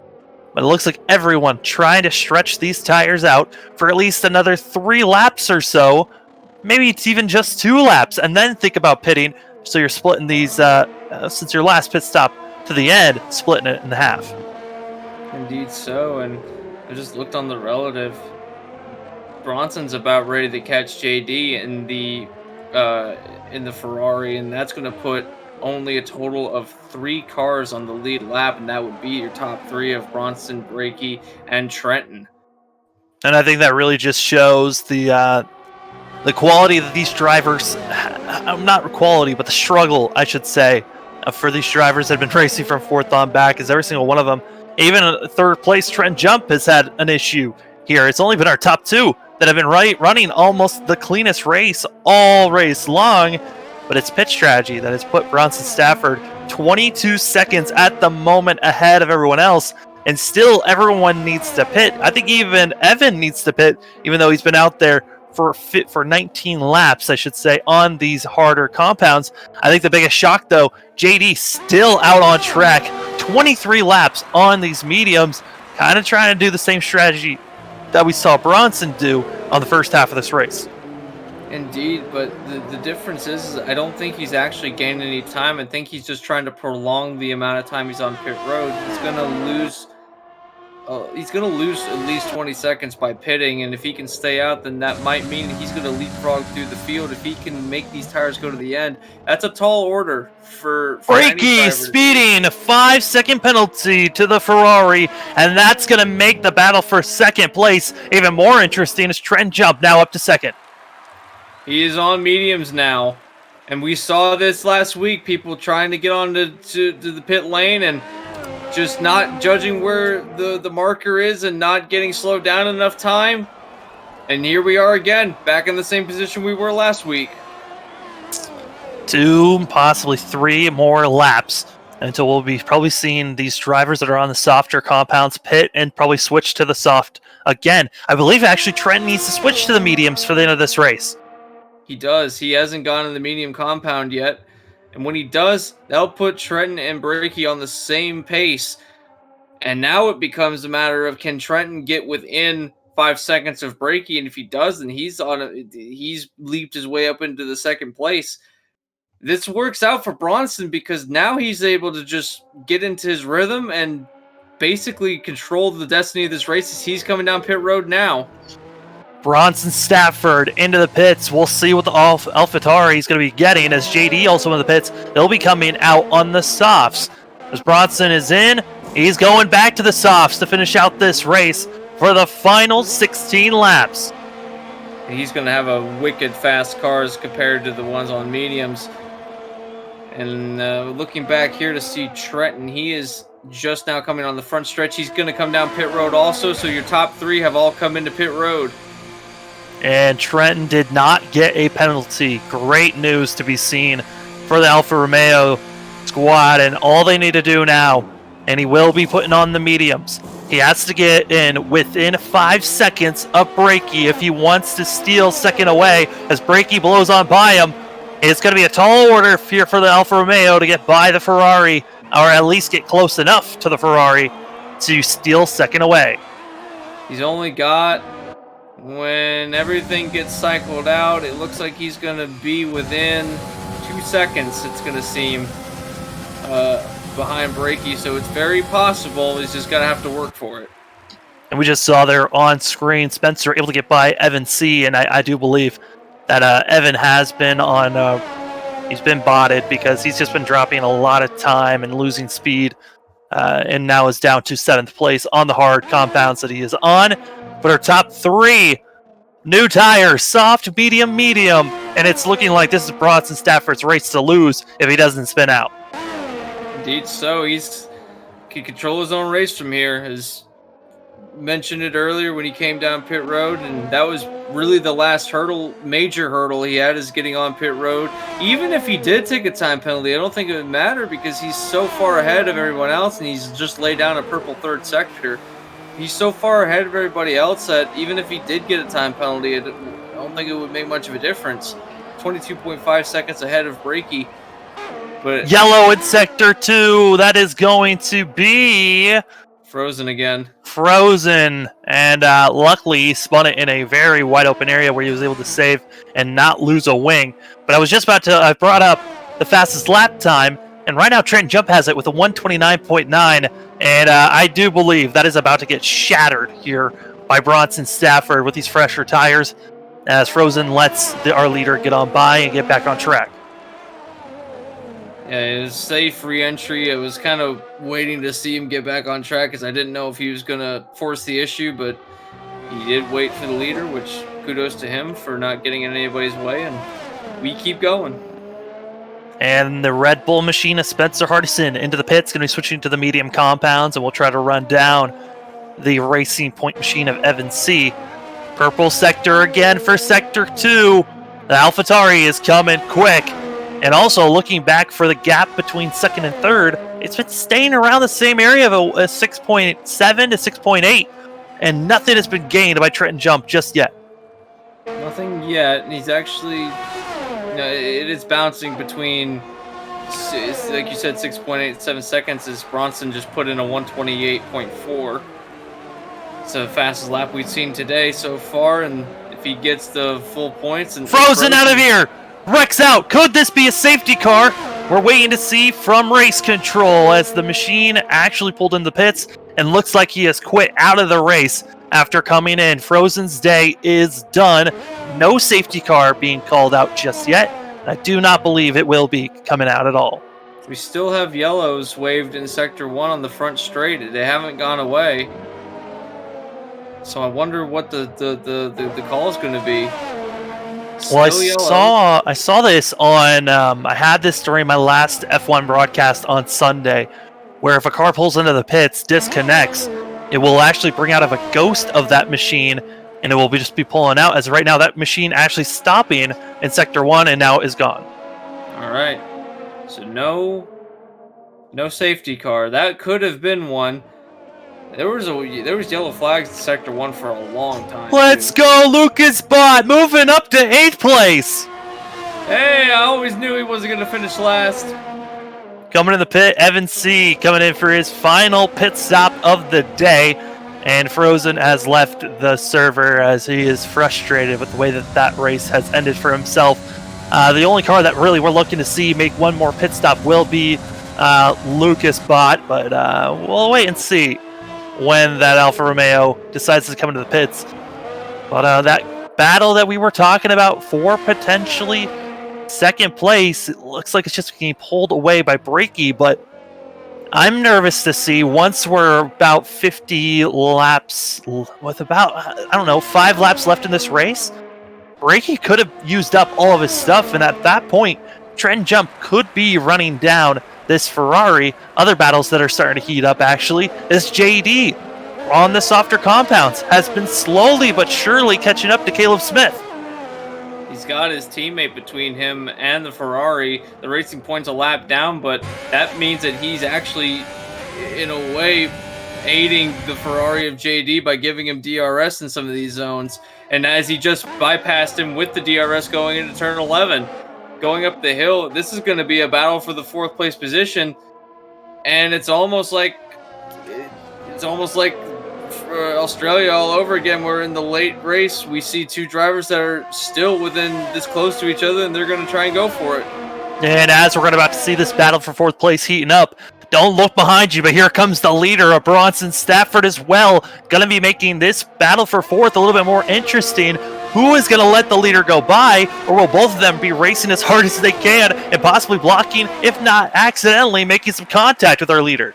Oh, you can't pull over. You're in a battle for position, so I don't know if you would you can't ignore the blue flags, but you also your battle is within 1 second. There is no slowing down here, and you got to be aware that Bronson is aware of that. He's got almost a 30-second lead. I think that he would be a little bit more forgiving of these 2 drivers and maybe let them battle and pick his place to overtake them smartly. Don't want to ruin this battle for 4th place, and it is within 1 second. JD is coming. Those fresh soft compounds are making this Ferrari just cruise as he is all right on the back gearbox of the Racing Point machine of Caleb Smith.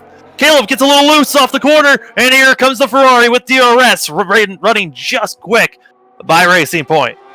And now Caleb is going to give the way to the leader. He got blue flags and was able to pull off to the side of the road. Now he's lost a lot of time on JD, so any attempt at a counterattack is gone, and he goes way wide on the circuit. coming out of into turn 14, and now the Ferrari of JD's going to have to pull over, but he can't slow down too much because now he's going to wheel in the Racing Point of Caleb Smith again, and now they're right back to being within a second of each other, and Caleb Smith is going to have DRS.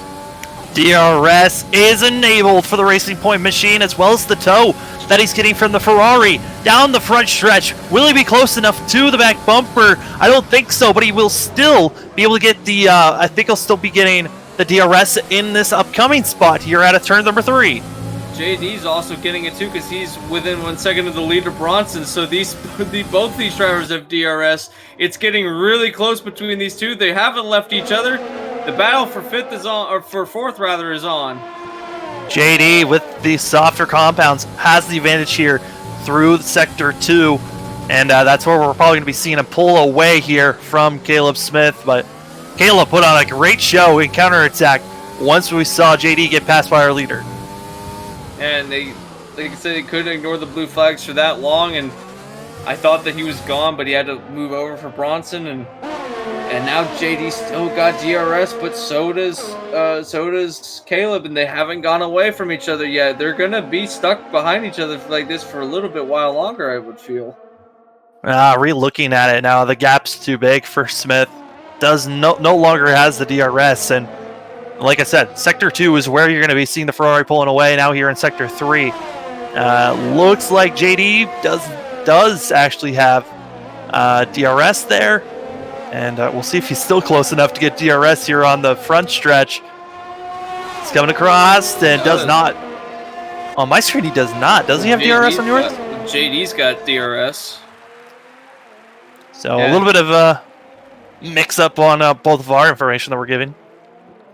Yeah, JD was on DRS from the leader, which, by the way, he's been able to stay with, and that's crazy to me. Like, these drivers are a full lap down from each other, but if they were running like this, it is shown that these drivers can run competitively. At least JD can, but because he had that spin earlier, we're always going to be asking, what if JD hadn't had that spin and he would be running up, battling for the lead right now instead of a lap down?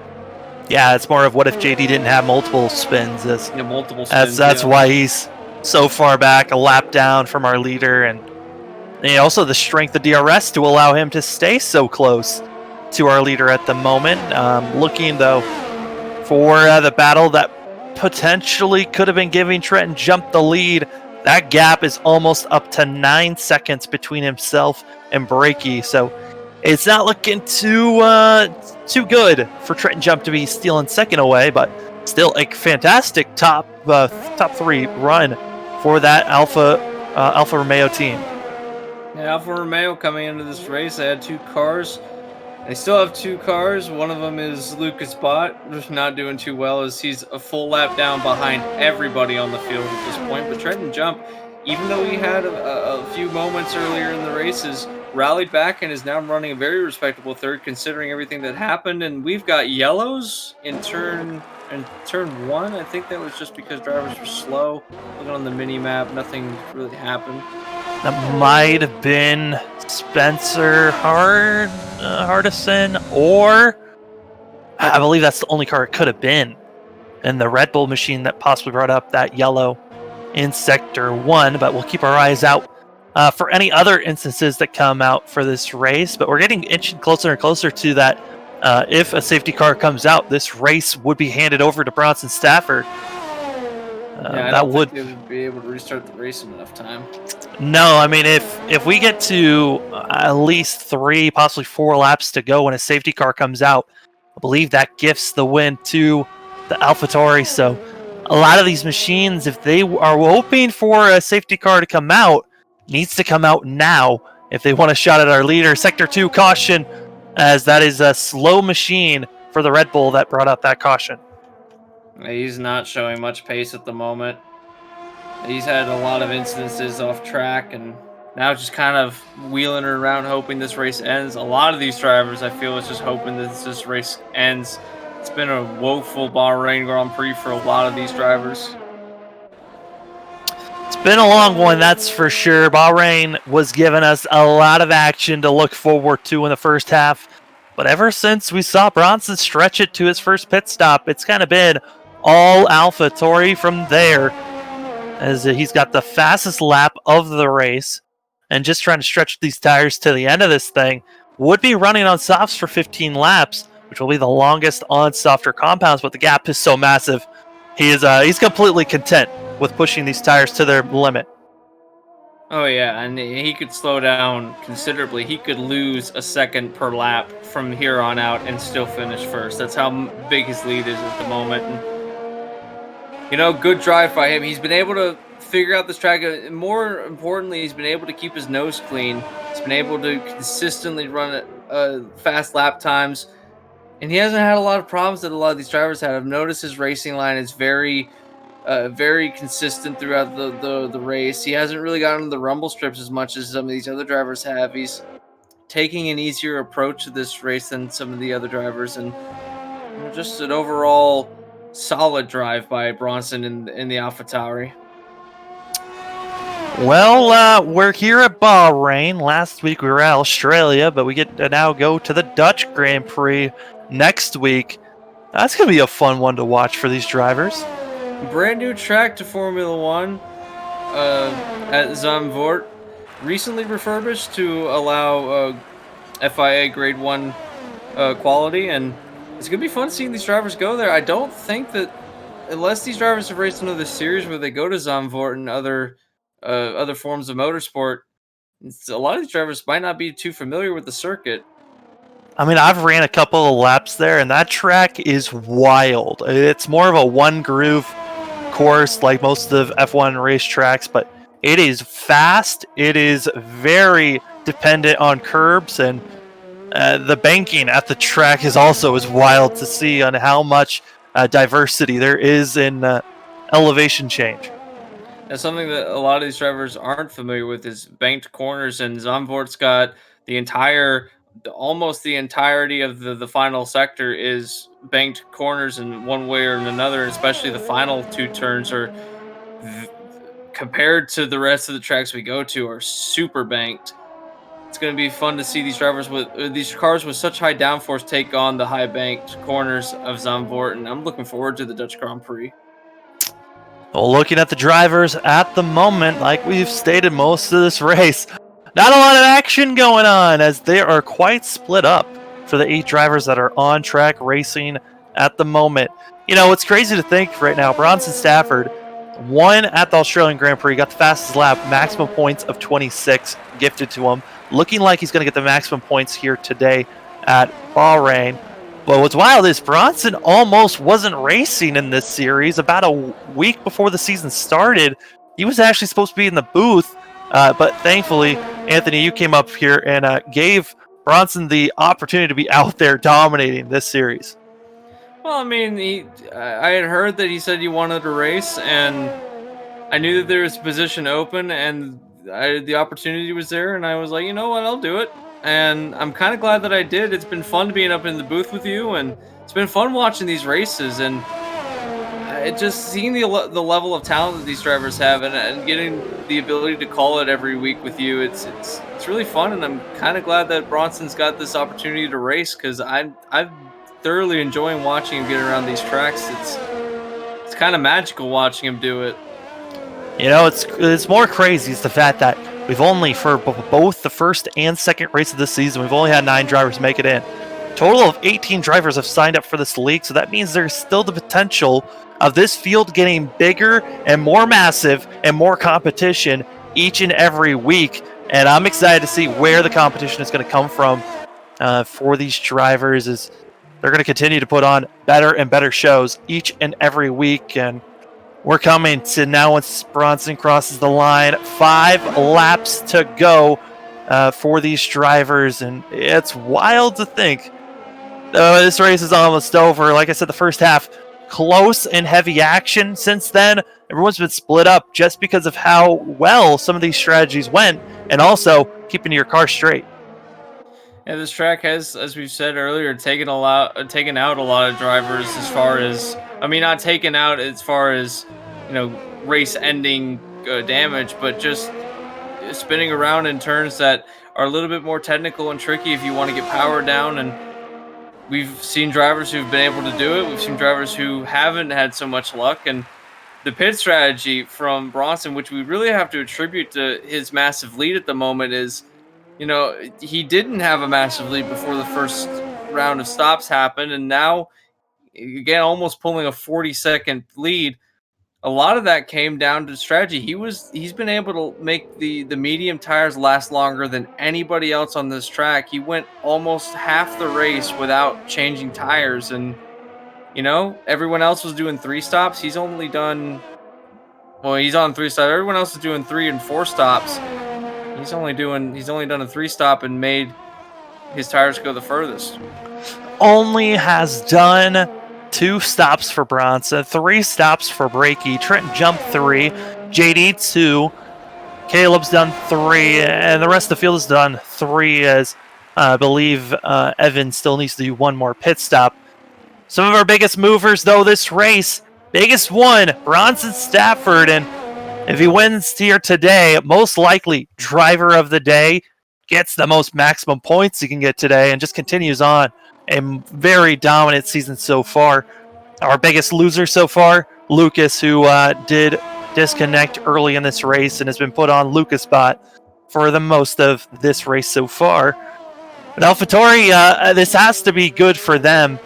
And also just seeing Brakey in second and JD not finishing in third. I mean, it's keeping the points a little close, as we know Shane will be hopefully back by next week to help out AlphaTauri in helping either get back their points lead or just securing it even more. Another thing that I have to mention is the consistency of the Ferraris. They're still really close to each other. Right now running second and fourth. So the Ferrari consistency continues into this race, and so far they are the most solid team. And I wouldn't be surprised if maybe they're able to stay at the towards the top of the Constructors' Championship on consistency alone, as both these drivers have had great showings. As you saw there on screen, Trent Jump able to get by the disconnected Evan C, and Evan C actually has made his final pit stop of the day. I did miss that. I'm sorry for that mistake, but Trent Jump, he is someone that I thought maybe could try to run down Brakey. This Brakey with that 5-second penalty, but due to them being on very similar tires and tire compounds, it just was not able to gain up on Brakey, who's just been continuously gaining on time on Jump, but losing time on Stafford. Yeah, these drivers have really shown who's been able to figure this track out and who hasn't. And again, I gotta give credit to it's Bronson, who's been able to make the 2-stop strategy work. We really didn't think it would, but kudos to him for doing it. He would have about a 10-second lead regardless. If he did come down pit road, he'd still have about a 10-second lead over Brakey. Yeah, he would still have possibly even more than that if he decided just to come in now and put on more softs and to finish this race out. Well, that's the most wild thing, is that he's got such a massive lead that if he wanted to, he could technically make sure, hey, I want to have the freshest tires at the end of this thing, and just put down an even faster lap time than he already has. Indeed. He's already got the fastest lap, as you touched on earlier, and that means he will get the maximum amount of points if he does finish in the first position. At this point, I would be very surprised if he doesn't. And right now, no one else has the fresh softs to even try to compete with Bronson. I think if any drivers were near around 2 laps on softs, that's something to look out for, is if you're Brakey not Brakey, if you're Trent Jump, if you want to try to get that bonus point, pit now. You've got a massive lead on JD. You can pit now, get fresh tires, and try to steal away that bonus point that Bronson Stafford would be getting with having the fastest lap time here today. That is true. As we're running out of laps to do it, we only have a lap and a half left. If you wanted to do that, it's a little late for that. I think if all the engineers for these drivers were thinking long game, I think it's a pretty bold strategy to do, is to come in and try to steal that away from the driver that has to stay out there on track of Bronson Stafford. I mean, Trent Jump's got himself almost a minute gap between himself and JD, and that's not really going to be lost here with JD on the older softs, but hypotheticals being thrown out. Yeah, that 1 point can go a long way. as you mentioned. Well, we have to talk to the race engineers to see if they're going to try that out for next weekend in the Netherlands. Maybe they'll break out the weird strategy book. Hey, if I'm too far out, let's try something bold here. Let's have to make sure we have the freshest tires and can put down the fastest lap at the end of this race. Okay, let's try that out. Yeah. Yeah. One extra point, you can steal away a championship on 1 point, as we saw in the 2008 Formula One season. The wild days of real life F1. It's good to see that real life F1 is back racing after the pandemic and everything that's going on right now. But it's crazy to watch these drivers right now putting on a great show as we are on the white flag. And AlphaTauri of Bronson Stafford dominating all race long as he's coming around corner number 7. I think that was 8, coming to corner number 9 here. And what a race that this driver has had, and continuing on where he left off last week of just having such a dominant machine. Indeed, so he was not on pole for this race, but he did come up through the field. He's now coming down into turn 11 for the final time. A dominating run for the AlphaTauri team. They come up and they're going to take another win here today if he can get around to the line, and kudos for him for a dominating run. Coming down the last back stretch to the final corner, AlphaTauri has been feeling comfortable and more confident with the emergence of Bronson Stafford. He is going to be making it 2 for 2, one in Australia and here at Bahrain for the AlphaTauri team as the fireworks go off. Dominating run for the AlphaTauri team as they take the Bahrain Grand Prix with Bronson Stafford. Fantastic drive for them.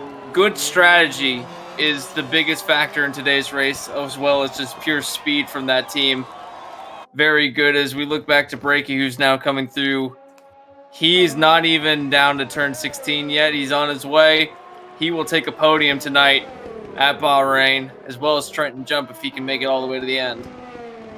As these drivers are going to have 2 minutes of time to try to cross the line.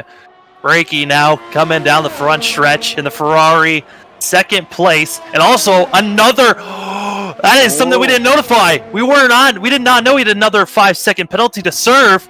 I don't think Trenton's close enough, but it's going to be about a second and a half difference coming across the line, close, but a third place finish for Trenton Jump.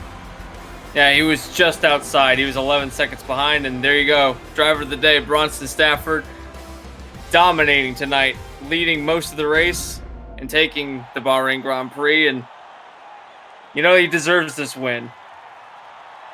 Yeah, I would say so. With the strategy call of staying on the mediums for 25, 26 laps, you thought maybe he was losing too much ground on the Ferraris and also on the Alfa Romeo teams, but it worked out. I mean, I think if we saw Alfa Romeo and also Ferrari pit on that second to last pit stop for the mediums instead, maybe they would have been close enough. Just maybe.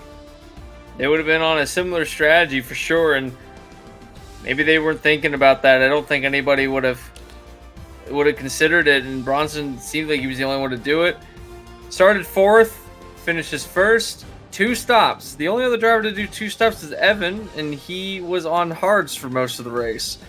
It obviously didn't pay off for him. Fastest lap went to Bronson as well, a 1:28.4. He will get the extra bonus point going into next week's race in the Netherlands. This has been a fun race tonight. It really has. 57 laps. The first half, we didn't know who was going to be winning it, but after that little tire and fuel strategy run that we saw in the middle by Bronson Stafford, we knew that he was the one really that had the show in his hands. He could have thrown it away if he made a simple mistake, but able to keep cool, keep calm, and get the win done here at Bahrain. Well, as the racers are getting figured out where they're going to be, it looks like we have the racers at the ready for some post-race interviews. We're going to start things off with Trenton Jump of second place. Trenton, it's Sam and Anthony up in the booth. You got us, bud? Yeah, I got you. Well, Bahrain looked like it was a struggle for most in the back half of the field. How was Bahrain for you here today? I mean, besides the spin, it was pretty good. I didn't really have no issues. I mean, the preset setup I went with seemed to be fairly decent. So besides that spin, I just really didn't have any issues. I mean, there was a wild strategy that we were throwing out up here in the booth with about 2 laps left in the race. You had such a massive lead on JD. Was there ever a thought of possibly pitting for fresh softs and then just trying to get the bonus point of the fastest lap put down? Nah, I just wanted to sit comfortable in third and just ride it out. It was my first race of the season, so I didn't want to lose a podium or anything stupid. That is true. You had a very good outing tonight too. It managed to take a third place and or a second place, right? Or yeah, a third place. My bad, and a podium. Very good showing tonight. How do you think the car felt overall? It seemed like that you were having a good run tonight. Yeah, it was pretty good, honestly. I can't really complain about really how it was driving. It seemed planted and everything felt fine. So no complaints really. Well, Trenton, before we let you go, because that was a long race, is there anyone that you want to shout out for this race? Just you guys for broadcasting. It's a cool deal to. I've raced Slipstream for a long time with these guys, and it's just finally cool to have this broadcasted. So thank you guys for doing that. Well, that is Trenton Jump racing for the Alfa Romeo team, getting a third place finish here tonight. And like you said, it was your first race of the season. We're excited to see where you finish off and the rest of the season. Have a great rest of your night there, Trenton. Yeah, you too. And as we're getting Trenton, I mean, that was a great run for him, getting a third place finish, almost able to steal away a second place finish from Logan Brakey. But let's bring Brakey in here. As Logan, you got us up here in the booth. It's Sam and Anthony. Gotcha. Well, that was a little nerve-wracking on your end. You had a 5-second penalty on that last pit stop, and you had to make sure you kept pulling away from Trenton. How was it on your end, though? Oh, man, that's 2 weeks in a row. I've almost thrown away a good finish. Well, I threw it away last week because I did the same thing. I'd like to say that my pit limiter didn't kick in coming in for that last stop because I genuinely thought I had it engaged, but got it down below the required speed, and then because I thought I had the pit limiter on, I stood on the gas to get it up there, but it revved over the pit road speed limit and slapped me with that 5-second penalty. So I didn't want to say anything over the mic because I didn't want to give Trent a reason to push to close in that gap. So I knew my pace was just a little bit quicker than his over the course of a stint. So I knew I'd be able to stretch it out if I was just smooth and steady like I was the rest of the race. Now, you saw that Bronson was on a different strategy than most, but did you think that with him staying out on mediums would give him such a massive lead on everyone else in the field? Man, that first stint he pulled on the mediums is what did it for him. I did 2 stints on the softs in the time that he did his one opening stint on mediums, so that's what got him that huge gap. I think I missed the strategy a little bit today too. I went for 3 stops. I went soft, and then medium to the end there. So I thought I had the pace to make that work to where I could maybe put a challenge for that win at the end. But I mean, that first stint he pulled out is what won him this race by such a large margin. Indeed so, and it seemed like everyone was having their issues tonight. We saw a lot of drivers taking spins in some of the trouble spots. Turn 11 was one of them. Turns 1, 2, and 3. How nervous were you about maybe finding trouble in some of those spots? Your teammate also found trouble in those spots. And what was the track a little slick tonight? Because that seemed like it was a big issue. Yeah, so the issue that me and Justin had, my teammate Justin had, was we were both running the balanced setup, and for some reason that made the back end, there was not a lot of grip to be had on that back end with that balanced setup for some reason. So he was fighting tank slappers almost every other lap and was only able to save it a couple times. And honestly, I was too. There were a couple corners where the back end would step out too, and I had to catch it, which I think in the long run did hurt my tire wear over the course of a stint. So, but I knew that I'm not sure what turn number that is, but that right-hander in sector 3, I knew that was going to be the problem corner. Car gets really unstable whenever you touch a wheel on that curb. So I just did my best all race to avoid that. Give it a good, half car length distance between the curb and the line I was running, and it worked out just fine. Now, Logan, we know it's early in the season, only race 2 being finished, but Ferrari consistent up front. And for the constructors, it's looking good for you guys, but trying to run down Bronson, do you think there's anything that you guys can do, or are you just hoping for him to make a mistake here in the future races? Oh, absolutely. I mean, like you said, it's only race 2. He's shown good pace these first 2 races. He had really good pace at Melbourne. He honestly would have won by the same gap if it wasn't for that late safety car. So he's had good pace these first 2 races, but I mean, we're not far off at all.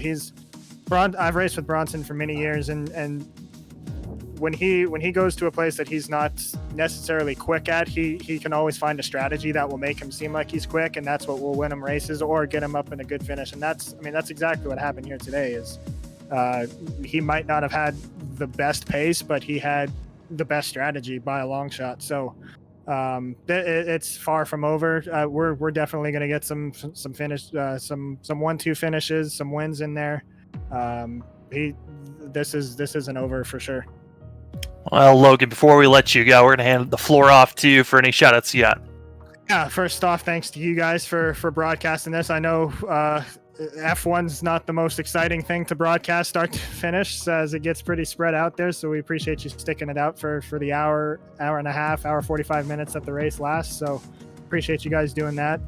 Want to give a shout out to my mom. She's my number 1 fan watching these things. She doesn't always understand what's going on in these races, but she tries her best to understand, and that means the world to me. So she's my biggest supporter, my number 1 fan, and I always want to put on a good show for her. And lastly, just thanks to all the guys for showing up these first 2 weeks. Slipstream has been around for a long time, and it's never been one to show big grids, but it means a lot whenever I see 9-10 guys showing up each week, even if not all of them are able to finish. It means a lot because these are long races. So thanks to all the guys for sticking it out. Well, that's Logan breaking in, part of the Ferrari team, getting a 2nd place finish here today, his 2nd podium of the season, and we hope for that to continue on. Congratulations, Logan's, on a 2nd place finish, and have a great rest of your night. Thanks so much. First podium. Oh, that's right. You got that was taken away. My bad. Yeah, Ferrari's 2nd, I should say. There you go. Yep. Have a great rest of your night, Logan. Yep, thanks. Well, now we're going to be bringing up our winner for the 2nd week in a row. We've got Bronson Stafford. You got us, Bronson. It's Sam and Anthony up in the booth. Yeah, I gotcha. Well, 2 weeks in a row. How are you feeling with 2 wins? Tired. Pretty good. No, the 2 wins to start the season is always really nice, and honestly, I wasn't sure where my pace was going to be tonight, and to get the win is nice. It's relieving. So what was causing you to feel like you needed to... I know that you came into this race, Bahrain's not your favorite track in the world, but you came up with a different strategy than most. What made you think of going with the mediums for so long? I mean, it was just kind of the strategy that the in-game engineer gave, and I was like, yeah, I don't like the track anyway, let's just do it. And honestly, the mediums were 100% the best tire tonight, and I wish I never had to take them off. But yeah, that first stint, I was running within 7/10 of my quick lap after lap for literally 24 laps, and so it was just kind of pretty easy just to do that and to 2 stops to the end of the race and see where it put us. Were you shocked on how large your gap was to Logan there at the end of that race? Yeah. Once we got to the point of he ran 2 soft sets, and I ended up pitting on lap 24 to throw in my first set of softs. He came in, I think, like 26, and he put on another set of softs. And at that point, I was like, okay, they're doing a 3-stop, and I'm pretty sure they're not going to have the pace just to make up 23 seconds on what's going to be the slower tire for the first 6-7 laps of a run, so I was just kind of managing the gap, trying to keep away from the curbs, don't get the car in any situations to get it spin out or anything. And yeah, it worked out. Kind of a bigger gap than I thought I'd have, but when you do an extra pit stop, there's 20 seconds plus right there. You saw a lot of drivers spin out tonight. You mentioned getting on the curbs. Was that always in the back of your mind? Obviously, it was in the back of your mind, and you were able to handle it a lot better than a lot of the drivers did tonight. I asked Logan this earlier, but the track seemed really slick out there.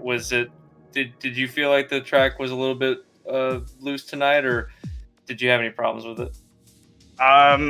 Honestly, I didn't have too many problems in the same corner that they were having issues. I think Logan and I were the only two to not actually spin out at that corner all night. But I was having issues pretty much in turn 3, while everyone else was just having issues in turn 10, like 9, 10, 11, like that whole little section. And I think it might have been the setup difference. They were on the setup 3 default. I was on the 4, and 4 just kind of lowers the rear end a little bit more, and I think it helps keep the car a little more stable through there, and I think that just really paid off, being able to keep the tires in check better and not have to really worry about it.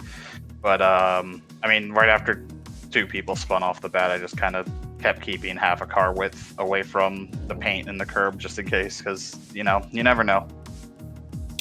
Yeah, you never know, and next week is going to be an unknown as well, going to the Netherlands. How are you feeling about that track? It's a new one here for most of these drivers. It's going to be an odd one, that's for sure. Zandvoort's a lot of fun. It's hard to pass, but it's a very fun and very fast track. That one will be interesting. I'm not sure. I don't know. I'm not sure what strategy is going to work. I'm not sure people's pace or whatnot. So I think we're all kind of going to be in for a surprise and see what we have. Well, Bronson, before we let you go, we're going to hand the floor off to you for any shout-outs you've got. Yeah, first of all, you guys. It sucks to be, it kind of sucks we don't have bigger fields and stuff, not a whole lot of action going on, but you guys stick through for basically 2 hours and do the best you can. And I probably made it a little boring tonight, not much to talk about, but you guys always do a good job. And obviously Logan and JD and all them and Christian, they've ran Slipstream for years, and it's always been fun. We've never got the car counts, but we've always had a lot of fun doing it, which is really cool. So well, that's Bronson Stafford, part of Team AlphaTauri, getting his 2nd win of the season. We'll see if he can go 3 for 3 next week, but have a great rest of your night there, Bronson. Yeah, thanks, man. All right, Anthony. Well, we're coming to a close to this. What are some of your final thoughts on tonight's race? Tire management is key in these races, and we saw the biggest example of it tonight. People that can manage their tires and go and try to limit the amount of time that you're on pit road is going to be key going into the rest of the season. If they can do that at Zandvoort, I think that we're going to see, much like tonight, we see like drivers get a big advantage over doing 2 stops rather than 1. And if the tire wear at Zandvoort is low, then maybe we could see a 1-stop strategy. But a lot of unknowns going into Zandvoort, and I, for one, am excited. I don't know about you, but I can't wait till we get to the Netherlands. Oh, it's going to be high bankings, high speeds, and it's going to be a blast to watch. That's all next week, but more FRN action to be seen throughout the week, as tomorrow, I should say, we've got the Vintage 87 series on, it's going to be on iRacing, and because it's going to be Seth and I taking the booth for that one. That coverage will be starting around 9 p.m. Eastern Standard Time, and that's going to be our next coverage of shows to be seen. But thank you, Anthony, for being up in the booth with me here today. Well, thank you, Sam. It's always a pleasure to be with you, and can't wait till next week. We do this all over again. It's going to be a blast. We're going to the Netherlands next week here for the Slipstream F1 Championships. And thank you for everyone that watched tonight's race. This is another presentation of the Flatout Racing Network, and have a great rest of your night.